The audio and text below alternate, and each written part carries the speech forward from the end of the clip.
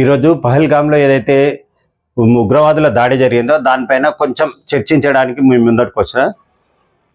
అక్కడ ఉగ్రవాదులు దాడి చేసి ఒక 26 మంది మరణానికి కారణమైన వారిని శిక్షించాలని మన భారత ప్రభుత్వం ఏదైతే పాకిస్తాన్ మీద యుద్ధం ప్రకటించడానికి సంసిద్ధమవుతుందో ఖచ్చితంగా యుద్ధం చేయాలి.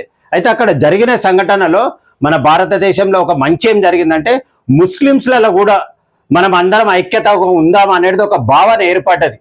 పాకిస్తాన్ వాళ్ళు ఏమనుకుంటుండే ముస్లిమ్స్ పాకిస్తాన్కు సపోర్ట్ చేస్తారు, మేము ఇండియా మీద ఏదైనా చేయొచ్చు అనేది ఒకటి వాళ్ళ దగ్గర ఒక భావన, వాళ్ళ తప్పుడు సంకేతాలు ఇస్తుండే ఎప్పుడు. అయితే ఇప్పుడు ముస్లిమ్స్ కూడా మన యుద్ధం ఖచ్చితంగా పాకిస్తాన్ మీద చేయాలని ఒకటి పూనుకుండ్రు. అయితే వాళ్ళు అంటారు, కానీ ఇక్కడ గమనించవలసింది ఏంటంటే కొన్ని సెక్యులర్ పార్టీలు ఏవైతే ఉన్నాయో ఆ పార్టీల పేరు నేను చెప్తున్నా, సమాజ్వాదీ పార్టీ ఏంది, కాంగ్రెస్ పార్టీలో కొందరు కుటీల రాజకీయ నాయకులు ఏంటంటే దీన్ని కూడా రాజకీయం చేయడానికి చూస్తున్నారు. అరే నాయన, దేశ సమస్య ఇది. మనము ఇక్కడ అందరూ ఐక్యత ఉండి దేశం మీద ఏదైతే ఇప్పుడు పెనుముప్పు ఏర్పడిందో దాన్ని ఏ రకంగా ఎదుర్కోవాలని మన భారత ప్రభుత్వానికి మనమందరం కలిసికట్టుగా ఒక ధైర్యాన్ని ఇవ్వాలి. ఆ దేశాన్ని సర్వనాశనం చేయాలనేది ఒక పిలిపియాలి. కానీ ఇప్పటికీ మన కర్ణాటక ముఖ్యమంత్రి ఉండు, ఆయన అయితే అసలు ముఖ్యమంత్రి ఎట్లా చేసిందో కాంగ్రెస్ ప్రభుత్వం అర్థమైతలే. శాంతి చర్చ జరపాలి, పాకిస్తాన్ తోడు యుద్ధం చేయొద్దు అని అంటాడు.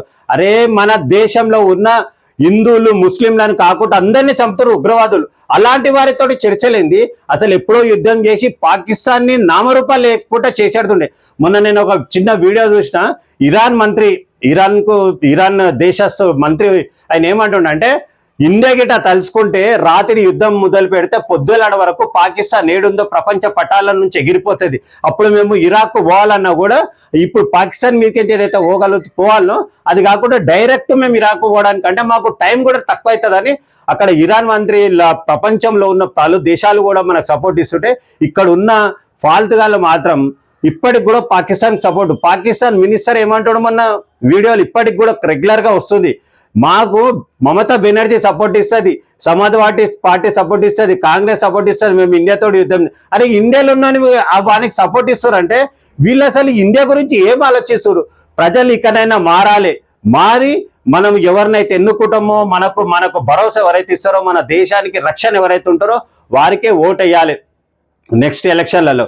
ఇప్పటికీ నేను ఒకటే చెప్తున్నా, పాకిస్తాన్ తోటి యుద్ధం చెయ్యని పరిస్థితికి ఇటు వస్తే మాత్రం బీజేపీ పార్టీ కనుమరుగవుతుంది. ఖచ్చితంగా పాకిస్తాన్ యుద్ధం చేయాలి. ప్రపంచ పటంలో పాకిస్తాన్ అనేది ఒక దేశం ఉందనేది పిల్లలకు ఖాళీ ఏది చరిత్రలో చెప్పుకునేటట్టు ఉండాలి. కానీ ప్రపంచ పటంలో మాత్రం పాకిస్తాన్ చెదిరిపోవాలనేది మా యొక్క ఆకాంక్ష. ఇప్పటి యువకులు కూడా ఖచ్చితంగా పాకిస్తాన్ మీద యుద్ధం చేయాలనేది కోరుకుంటున్నారు. మేము కూడా అదే కోరుకుంటున్నాం. జై హింద్, జై భారత్.